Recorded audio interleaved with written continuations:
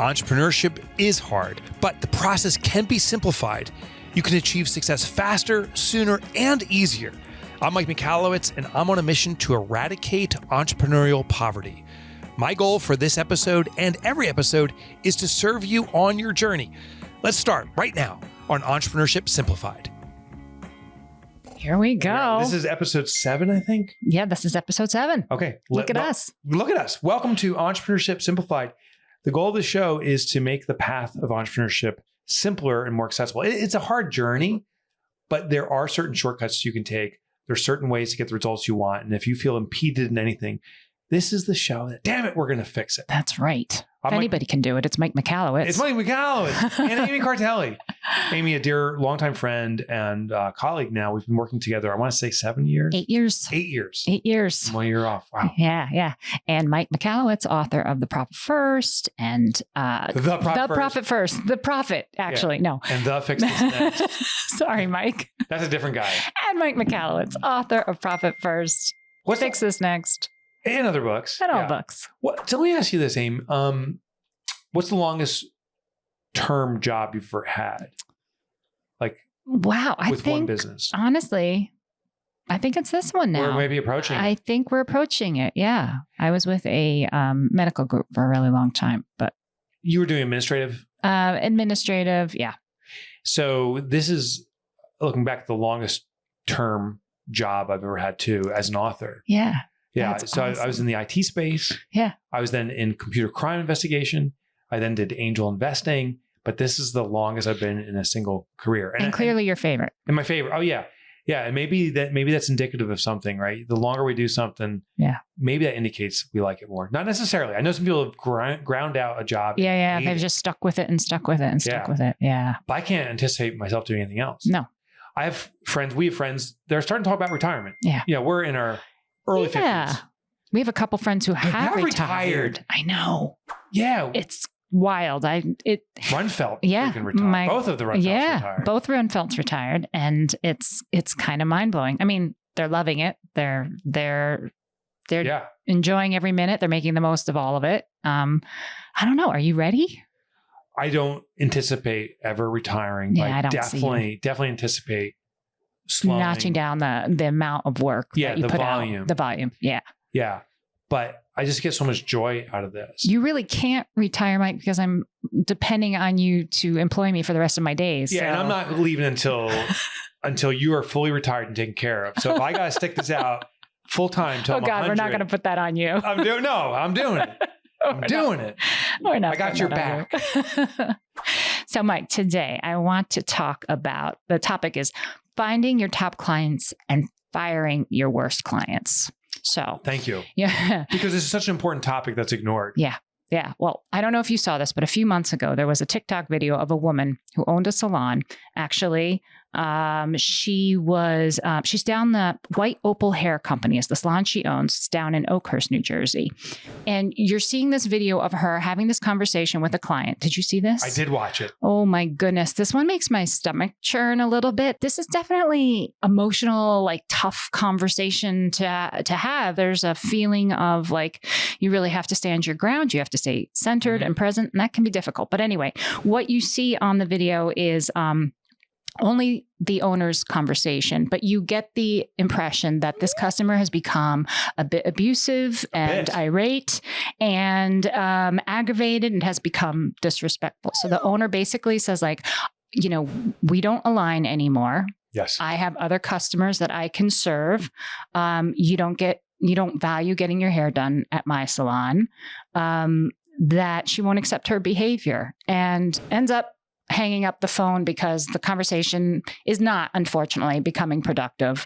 It's over. They've had to part ways. Yeah. When people are in an anger state, anger is derived usually from fear. Yeah. So when they're in a fearful state, they shut down their receptivity of any conversation. We get into this argumentative state. So it's fruitless in that regard. But I'll tell you what was very fruitful, because I did watch that entire video, is the integrity that the business owner had to herself. Right. Into saying, no. So the customer, you can't hear him, but you hear him saying, I'm your best GD customer of all time. You're an F face. And it's belligerent, right? But also putting themselves in the position of how important they are. Yeah. And the business owner effectively says, no, you're not my best customer of all time.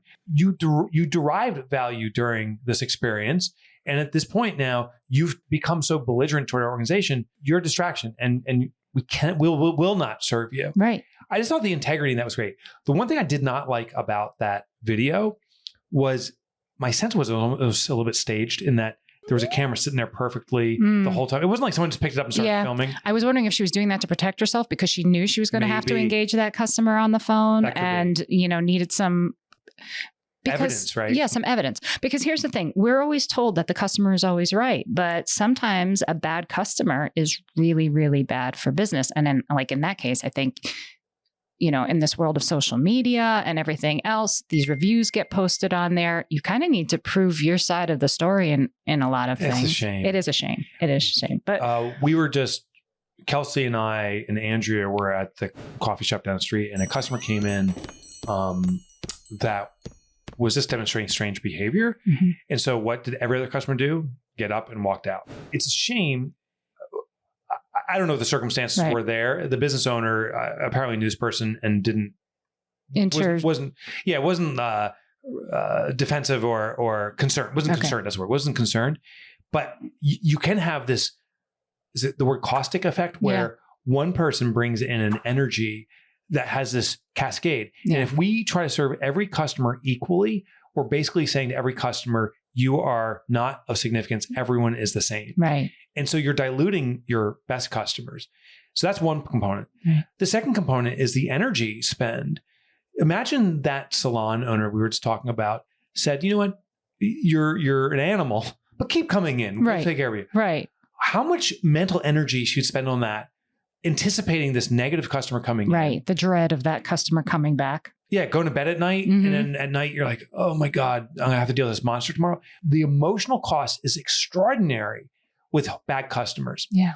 And yet, business owners say, well, I'm going to make some money off them. No, the money ain't worth it. And I almost promise you won't even make money off them because the money they spend, they're not going to be happy. They're not satisfied. You have to redo the work. Right. In many cases, they cost you emotionally and financially. Right. I've coached businesses. We have Prosper Group. And Prosper Group is we invest in businesses that need to be turned around or turned up is the kind of phraseology I have. And we've got into some of these businesses, and I've done this for myself too, and identified customers that if we simply remove them, and we do, the business will instantly become profitable and become more efficient. Mm-hmm. That the customer, the bad customer, is the cost to the business and the distraction. Right. So it makes sense to fire them. And I know you like to use the pumpkin farming analogy. I do. Tell us about that. All right. So I wrote the pumpkin plan before you started working here. Yeah. Do you know they grow colossal pumpkins here in Jersey? They grow what? Colossal pumpkins in New Jersey. No. Oh, wait a minute. No, I did because my brother lives in Warren County and he said they have a pumpkin throwing. Yeah, pumpkin chucking. Pumpkin chucking. They're pumpkin It's big out there. Pump chuckers. Yeah. So they're Warren County and Sussex County, New Jersey. My God, that's where our pumpkins are. That's the hee-haw country. The hee-haw country for New Jersey. Then you get to where we are and it starts getting the kind of the mixed middle. Yeah. And then you get a little further east and you get the Bayonne. It's like, hey, I got to ask you a question. What are you doing here? Yeah. Right. So that's New Jersey and it's all within like 5 miles. Yeah, exactly. You could walk to each one. Yeah, you could literally walk to each one and experience this all in one day. Right. I had a business coach, Frank Mignatolo, who I hired with my very, very first business in computer technology. Okay. And he said, Mike, if you want to learn how to grow a business, you have to see what nature already has to teach us. It's called biomimicry. Okay. And he said, you'll notice that in nature, some things can grow explosively. So just follow those principles. He turned me on to pumpkin farming. And I visited pumpkin farms, but not just ordinary ones, these colossal pumpkin farms. And what these women and men do is they will modify the common process to growing pumpkins by just a little bit. There's 5 core things, but as one of the examples is an ordinary farmer makes all their money in Halloween, fall season. Sure. You want to buy seeds that are cheap, plant them over your big farm and grow them as quickly as possible. So you have these mix of pumpkins to sell. Sure. Colossal farmer doesn't just pick a quantity of cheap seeds. They evaluate, does the seed match my soil conditions? Is it best for my climate? And so forth. They'll pick a seed that has the most potential to become explosive in growth. And so even at the very early stages, there's certain things you can do that trigger a long-term, in this case, colossal growth.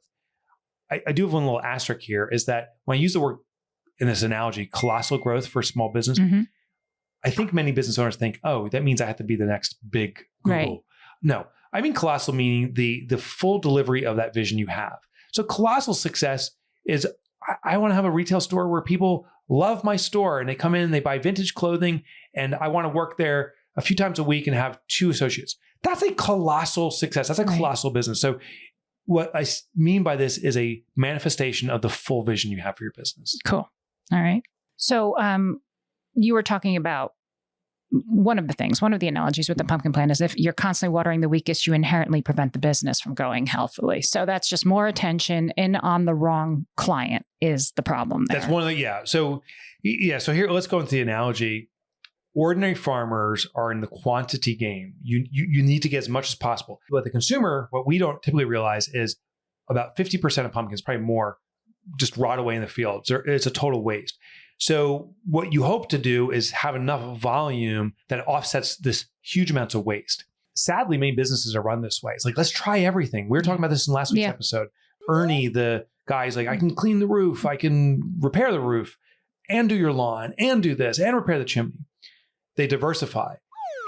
It causes a cascade of waste. Well, when it comes to our business, we have to identify what is working and amplify it, but we also have to have this discipline of removing what's not. So it's an aspects of our service or our product, but the thing we're focusing on today is clients. Right. When it comes to clients, we really do have to bifurcate who are the great clients. And great clients, I mean, you're generating revenue from them.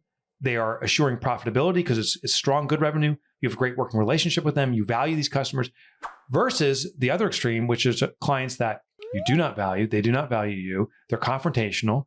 You don't generate money off them, or at least profit. Maybe you generate some income. There's a consequence to it. They put you at risk. They're naysayers. There's different extremes. And of course, there's folks in the middle. If we have the discipline to stop watering the stuff that's not working, you can now use those resources, energy, time, focus on your best customers. That's the watering process. And yet I see it over and over again. Businesses say, I got to care for everybody. And that becomes the mistake. You stay stuck. Well, I have a note here. It says, don't saturate. So you're watering your best seeds, but don't saturate. Can you explain that? Yeah. So saturation, which is interesting in the pumpkin process, is if you keep watering a plant, you can actually kill it because the roots start to rot.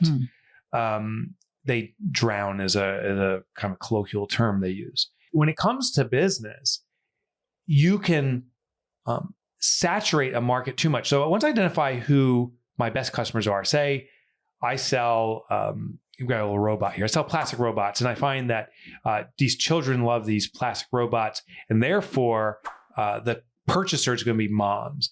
And identify moms with kids of the age that want these plastic toy robots are parts of pool clubs or something in the community. So I'm going to advertise there. But what I do is every day I show up, I'm like, hey, buy my plastic robots. Everyone, and constantly I'm doing it. At a certain point, I become a nuisance. Now, the modern version of this is through remarketing on the web. I was looking, Adela, my daughter, was looking to buy a car years back. So we wanted to help her get a used car and identify it. I found that the Toyota Corolla has high resale value and stuff. So I look at Toyota Corolla, and apparently I looked at a green one, because then I started getting these remarketing ads constantly. Buy a Toyota Corolla for months. And at a certain point, it's like, one car she's not allowed to have is Toyota Corolla. I don't want to ever see a Toyota Corolla again. I hate them. I was so frustrated because they were pounding it down my throat. Yeah. Okay. That's what I mean by saturation. All right. Here's the difference. Use a quenching process. It's a subtle difference. So a colossal pumpkin farmer will go to a colossal seed. They pick the seed and they'll give it the optimal amount of water. They'll leave, let it grow, and they'll come back to it. Sometimes it's multiple times in a day. In business, what we can do is we go to the market, and as long as they want to receive us, we should be present. Right. Typically, they like to receive us if it's education or entertainment. So an example is like a Coca-Cola commercial. We're right now, it's in August, but we're going to be going into the fall season. Those commercials will come on television, if you watch commercials anymore, and it'll be snow coming down, and it'll be a liter of Coke, and a polar bear will grab it. Right. they're not saying, buy Coke. They're simply entertaining us because they know when we're in the market to make the decision, they've captivated part of our mind. Right. That's what small businesses should do too, is once you know who your audience is of your ideal customers, start quenching them. Instead of going to a pool club and saying, buy, can you do things where you're simply saying like, hey, we're going to have a fun day for your kids, robot day. We're going to have a robot person come in a robot costume. Right. And just provide value to the audience in one of those two categories, entertainment or education. That's usually the two big categories. Okay. And now you're quenching an audience. You gain top of mind. I do want to acknowledge Coca-Cola has a more than $1 billion marketing budget. We small businesses have basically a $0 marketing budget, but you can still captivate an audience because the more narrow you go, if you simply appear in front of that group with some kind of frequency, that group will say, gosh, you're there everywhere. So if you figure out the pool club that the moms with these young kids are going to, and you find the other activity, and I'm picking moms, it could be dads, but moms and you go to those 2 or 3 spots and you're appearing, you bring your fun robot costume, you maybe do a robot day where kids can make their own robot costumes or something. You appear enough times, you've owned their mind in that space and they'll see you as the dominant authority, just like Coca-Cola. Gotcha. And we also note here, thank them. Yeah. You're okay. So let's talk about your best customers. Yeah. When a best customer does work with you, so now you've engaged a customer and you see value in them, significant value, thanking them, showing appreciation is the greatest way to bring a relationship, to consummate and make a relationship concrete. We do it all the time. Yeah. It's verb. We do it every Tuesday. Yeah. We sit here and we go through a thank you list.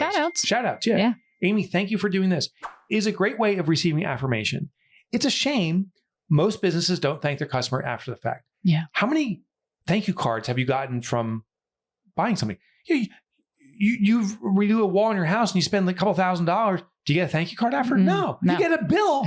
And if you're lucky, you get the receipt for paying for it. And maybe there's a stamp on it that says thank you. Right. What a thank you does is says, you're a significant client to me. Now, here's the funny thing is when you're trying to bifurcate your customers, those bad customers, if you're still providing service to them, don't send them a thank you note. Yeah. Your mom said the same thing. Mike, treat everyone the same. Treat everyone well. My mom is a bullshitter. It's a lie. Not all people are constructed the same way. Yeah. There's some real jackwads on this planet. That's true. So why go out of your way to cater to jackwad person? Yeah. When you could use that energy to be of service to someone that you really do appreciate and really appreciates you. Yeah. We have limited resources as a small business. We have a limited amount of thank yous and gratitude we can show. We can't just keep pouring it out. Right.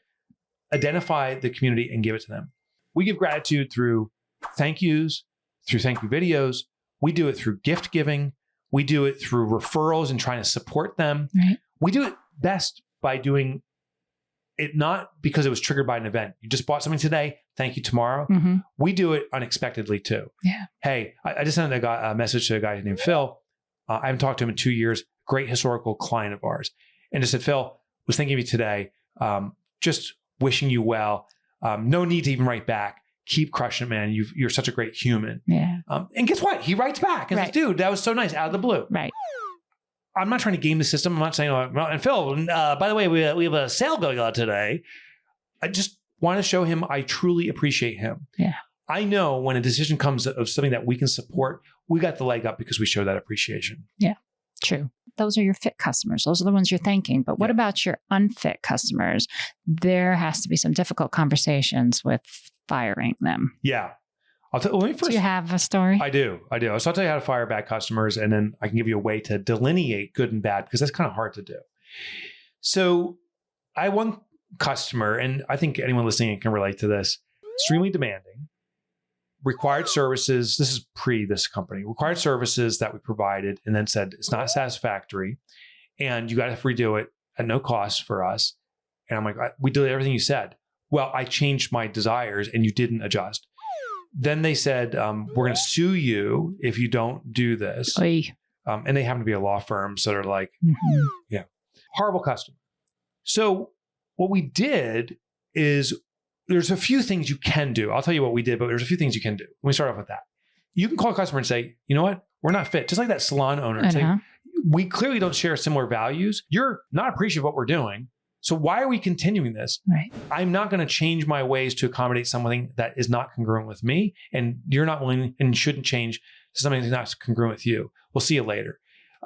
You can introduce them to your competition. And here's the funny thing is your competition's like, oh my God, you're losing clients and I'm picking them up. Yeah, you're picking up my crappy, horrible clients. Right. Take them all day long. Take them. Take them. A friend of mine calls them poison. Maybe I'll get to that a little bit later, but he calls bad clients poison. He's like, why are you swallowing poison? Yeah. Like, oh, that really lands. That really lands. Let others swallow poison. Another way that's a little softer, but also integral, is to just explain your circumstances and say, I've devoted our services to be of excellent service to certain clients. I realize we are not satisfying your expectations. I will not be able to allocate more energy toward you because I do have other clients that really do appreciate and value us. Right. So I'm sorry, but our services will not change or our product will not serve you. It's time to say goodbye. Right. So that's a little softer, but it's still, it's an explanation. Now, if you want to be, avoid conflict, which is my preference, there's another technique. And what I do is I go into, I use a third party as the excuse. So I'll go to a client and say, I have a contractual obligation that precludes me from doing work with you. So starting such and such day, we'll no longer be able to do work. So here's an example, not a perfect example, but someone will say, Mike, I want to author a book with you. I don't want to author books with someone else. And every time someone says, Mike, I want to author a book with you, they think they're the first person to ever come up with this idea. I've had hundreds of people ask to author a book. I've had some people come to me, we are authoring a book together. I'm like, nice approach. No. But then I'll simply say, I'm sorry, I am contractually precluded from doing work with anyone else. I have a contract with my publisher, Penguin, and now Page Two. I have an arrangement that precludes it. The nice thing is, I don't have to go into conflict with this person. We can sustain our relationship, but there is a justification and reason to do it. So you can use that as a way to get rid of bad customers. I try to avoid conflict because that just elevates the conflict. Try to give them an out. Try to give them a way to find someone else. Sometimes it's the miracle, but sometimes a hard conversation like that actually elevates the customer's behavior. It's a 1 in 100. But it does happen. Sometimes it can happen. So can you talk a little bit about how do you think firing a client can positively impact the company? Oh, in so many ways. The first way is your internal respect. What I loved about that salon owner situation, I assume she feels, I bet you she was patting herself on that back that night. I bet you she slept pretty well. I think so too. She said, I love and respect myself. I love and respect my business. So the number one winner is the owner. Doesn't feel that way when you're having that hard conversation. It feels really easy to avoid, but gosh, when it's over, it's like whoosh. So that's good. The second one is your colleagues. And when I say your colleagues, it could be people that work for you. It could be other vendors. But you can go to them and say, we're no longer working with so-and-so. It's not in the best interest of our company. And you may get a standing up. I've done that. We've done that. You build that solidarity within the company, within the employees. And also, I can't imagine that stylist who had to deal with that woman must feel so bolstered by her boss's ability to stand up for her and be like, no, that's not happening to her. That's not going to happen on her shift. She's not going to do things like that. So we had a situation, Andrea, who's amazing, was verbally confronted, and I'm just saying that nicely, by a vendor that unfairly just was going after our company, but just chose Andrea as the target. And so Andrea, so accommodating, choose not to report anything. And then finally, during our one-on-ones, we have weekly one-on-ones, is talking to Kelsey and just says, oh yeah, this came up, but it's taken care of. Kelsey said, may I have your permission? I'd like to report it to Mike, reports it to me. I'm like, we're addressing this immediately. But first I'm going to call Andrea and say, may I address this with your permission? And you didn't instigate this, but I need to address this in the best interest of the company. Yes, I addressed it.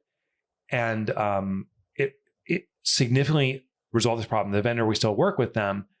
They accepted what they did and effectively apologized, and their behaviors improved dramatically. But the real interesting thing was a dialogue with Andrea. She goes, Mike, this is the first time anyone in a company I've worked for stood up for me. She goes, I thought it was she goes, this is almost never happened before. That's wonderful. And I'm like, oh, it's a shame that you had it in the past, but goddamn, we're going to stand up for you. And I'm not saying that's why she is such a loyal and extraordinary person. That's just who she is. But it helps. But it helps, and she's deserving of it. Yes. So you, the owner, win. Your team wins. But other clients win, and they may not even directly know what went down. They just know you're more available for them. They know you have a better energy. Yeah. You just have more presence and more time and more effort oriented their way. Yeah. That's amazing. I love that. And you know what? Even Schmucko, the client, maybe wins. Yeah. Because if they're not happy, maybe they can now find somewhere where they can be happy. They can be happy. Yeah. Yeah. And so maybe that gives them relief. Yeah. And if they continue working with you and they're not happy, that's a weight on them. Yeah. So you're availing them of weight and giving them freedom to find a new path. Right. Yeah. Can I ask a tricky question? Is it ever okay to keep the bad client? The toxic client? Is it ever okay to keep the toxic client? It's a great question. And it is tricky. Yes.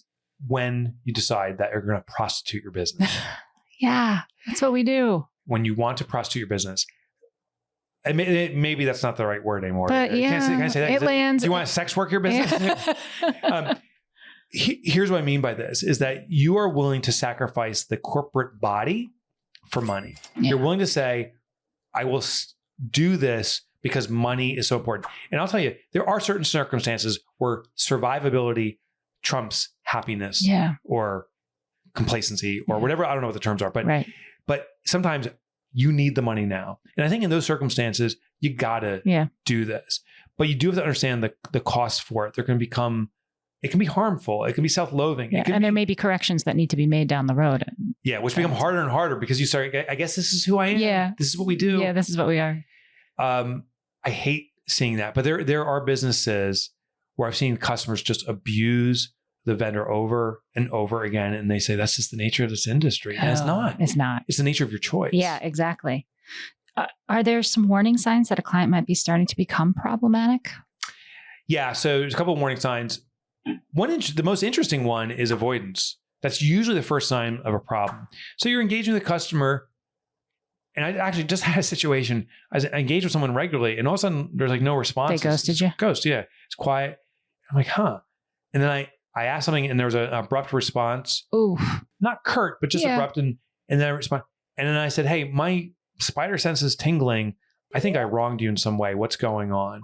And that opened them up to share what's going on. And they weren't a problematic customer.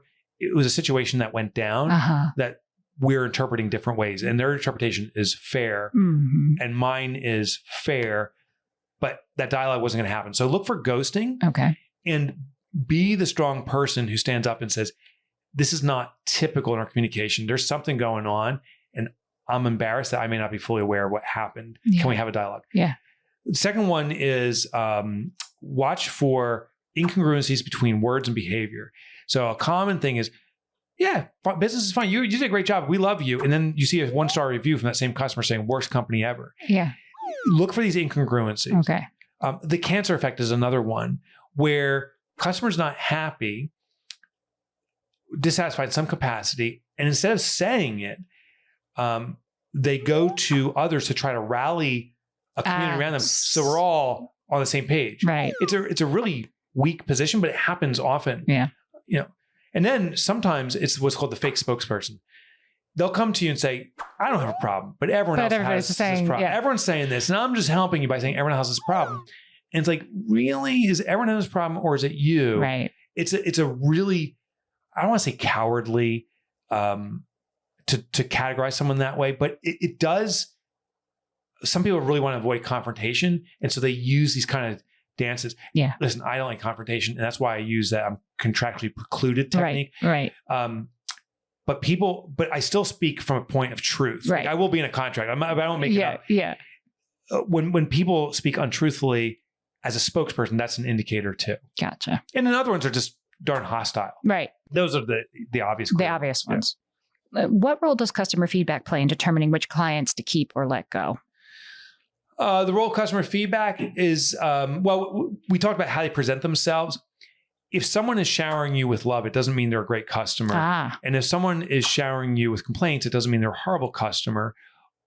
Both of them should invoke a conversation. Sometimes someone showering with complaints actually has legitimate ways of supporting you, and they actually love you the most. They're like, you're messing this up and this up and this up, and you can fix this. Right. They can actually be your biggest advocate. The one showering you with compliments could be putting a smoke screen up because they're going to do something behind your back, or they're going to move on, or they're just doing something and just want to avoid communication. Oh, everything's great. Everything's great. And then all of a sudden they vanish. Yeah. Any kind of dialogue should have an investigation, and you should encourage that. So. Okay. And then how can a business effectively transition after letting go of a difficult client without damaging its reputation? So you've done the firing now. You've done the firing. Now what? Go to your team and talk about it. Okay. So number one thing is we got rid of a unfit customer. We go to the team, and next morning, and as fast as we can, we say, hey, we made a decision that is in the best interest of our team here in our company. And it may cost us on revenue a little bit, but it ain't worth what's costing us an emotion. So we've removed so-and-so. So make sure everyone's on the same page. Give an instruction set to your team. Should this customer try to sneak behind the goaltender and come back in some capacity, here's the instruction set of how we're going to manage them. I'm sorry, we understand that we're no longer going to be providing services. We have referred you to so-and-so, but give the instruction set. Any public discord, never attack or harm the other one. So they may come after you and say, on some review, horrible company. Right. They, the services were miserable. They charged me too much. They suck. Right. You can go silent, but my preference is to respond with respect. Yeah. And I simply say, thank you for your feedback. I do want to bring clarity to the situation. We did elect to discontinue servicing you because of a conflict in values. We are wishing you the best. And if there is anything that was financially inappropriate, you have not reported that to us, please contact our reporting department so we can address that directly. Public discord or conversations, individuals are watching, and people are smart. Yeah. When they say you're getting attacked, they won't say, well, clearly that's the right opinion. They are going to look for the engagement. Right. Do you go into a defensive position or not? And if you handle it with professionalism, the general consensus will be, wow, they're professionals. Yeah. Maybe other person had a bad day. We were just saying this because I was telling Kelsey about like looking at for a review. I think I was on some home rental site or something like that. And I'm, the reviews are all basically positive. And then you got this one person who's just like, this was terrible. This sucked. This da-da-da. And it starts to make you wonder for a minute, like, oh, I was about to hit the buy on this one. Maybe I shouldn't. Yeah. But then you see that owner response saying like, I'm sorry, but you called us 13 times within a 15-minute period and didn't take my, direction, da-da-da-da. And you're like, oh, this person's crazy. Okay, phew, good. I want to go ahead. And I appreciate that. I want to see that response because I need to know that one person wasn't crazy and that wasn't really a terrible experience. That's such a good example, Amy. You need it. I had a reverse with Airbnb. My wife and I rented an Airbnb in Nyack, New York. Overlooking the Tappan Zee Bridge. I think it's been renamed, but that long bridge. And we're there. We arrive at this place. The beds are not made. It was used and disheveled. There's towels and stuff on the floor. I notify the owner. I say, hey, I want you to know we arrived. And they said, housekeeping hasn't been done yet. They said, we didn't get a chance to clean it. There's stuff, there's linens there. You can do it yourself. Right? So I do a review. I give it 4 stars, not 5 stars. I give it 4 stars. And I say, views remarkable. Vintage home or antique, whatever, historical home, great location. I said, we did arrive and the beds were disheveled and there was towels and stuff. And when I called the owner, they simply said how for me to clean it up. I put all the towels in the corner. Owner calls me and goes, what did you just do? He goes, I want 5 stars. You better fix this. I'm like, what the heck? What? Starts texting back with me. And so he says, that was wrong. And I write back, I said, I've contacted Airbnb. So thank God there was a mediator. Yeah. I said to notify them about your disappointment about my review so we can discuss it with them. And then that stopped it. But sometimes the vendor is the jerkwad. Yeah. Yeah.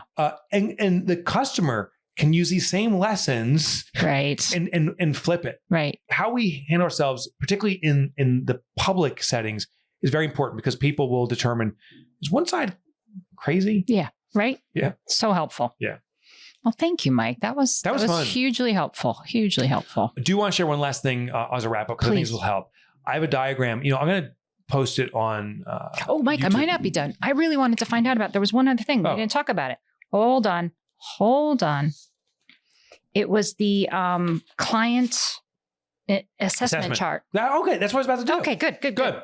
You have a fire. You're shaking our noisy. This table's so noisy. Listen to this thing. It is loud. It's like where it's like hanging out in Oscar's garbage can or something. It does. It feels that way.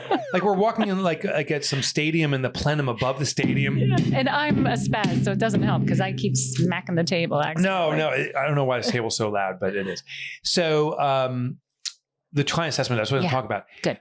What we do is I want you to take your clients and sort them by revenue over the last year.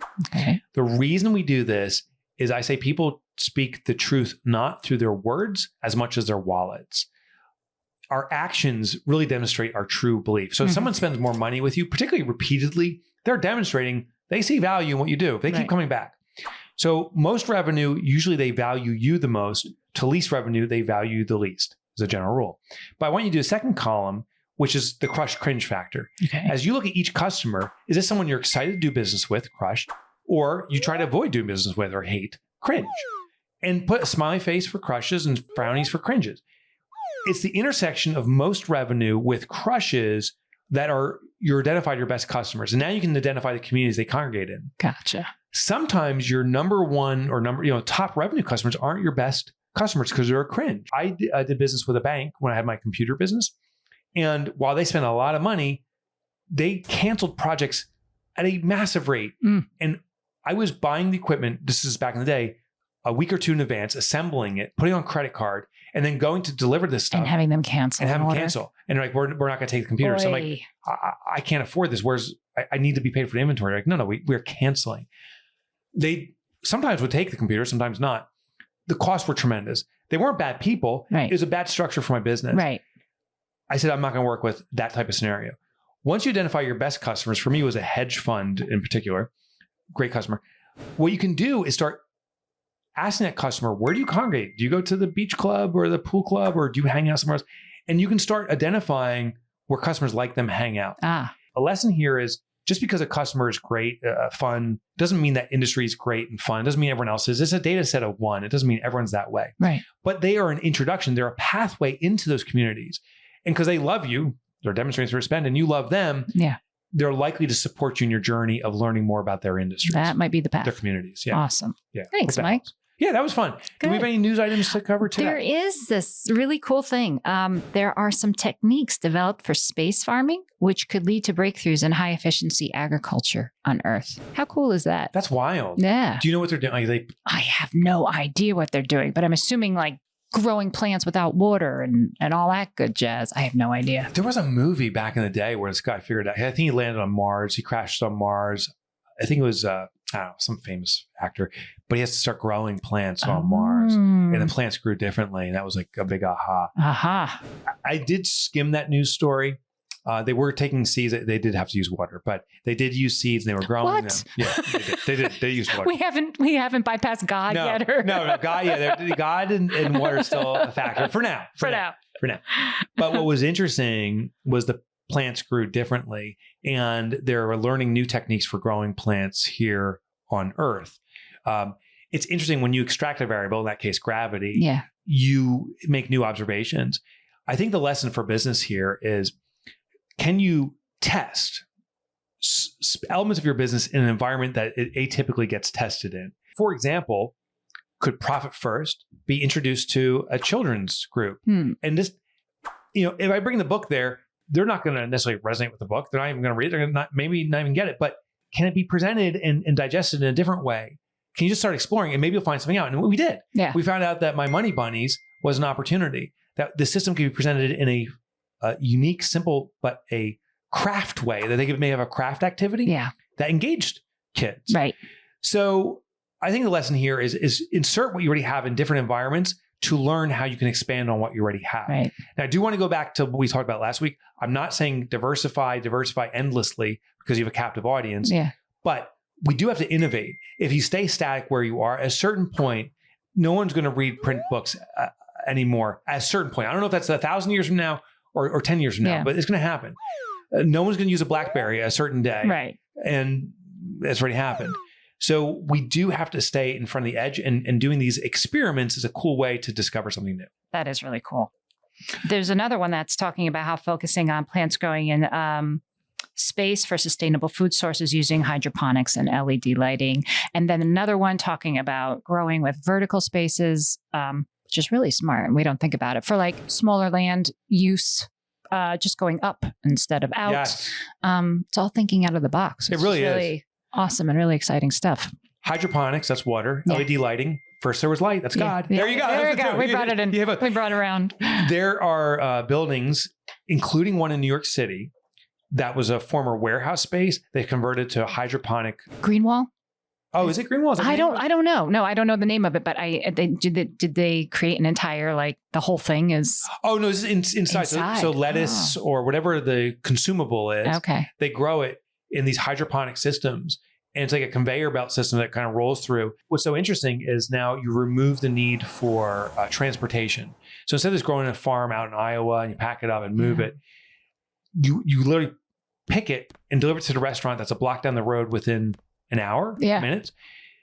It's the freshest, and you've reduced the cost of transportation. Right. So now you've created a new market. Yeah. These ultra accessible products.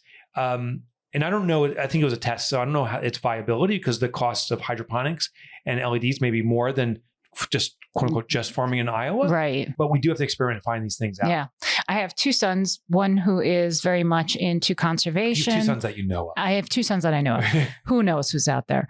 I have two sons that I know of. One is into conservation and one really wants to go into city design and development, urban development. And they have both been talking about the absolute nightmare that is the fact that we eat foods that are from places that are nowhere near us. Yes. Like how bad that is for environment, for the environment, for us, for our GI systems. For our GI systems, like the nutritional deficiencies that appear in these things. And it's a lot to think about, coming from we who grew up in the 70s and thought we had, our world was brilliant because we were able to like grow things in California and have them ship them here. Yeah, it's amazing. Yeah, it's awesome. I can have anything. It's wonderful. It was called a hungry man. Yeah, exactly. Did you have those as a kid? Yes. I remember my parents would go out and you'd this is how absurd food was in the 70s. You got this plastic paper weird tray with a plastic covering, and the instruction set was cut off some of the plastic, but not all of it, and throw it in your microwave. Yeah. And make sure the plastic's over your dessert. Yeah. So it can melt in. Yeah. And then you have to peel it off and stir it. And then put the plastic back in and re-microwave it again for a little bit. There's always steps. Then you take a bite, you severely singe your tongue. Burn the roof of your mouth on that brownie because you ate that first. You of course, dessert first. There's plastic melted in. It numbs your taste for anything. And this is genius. Give me another one. Mom, I want a hungry man. Yeah. So it's interesting.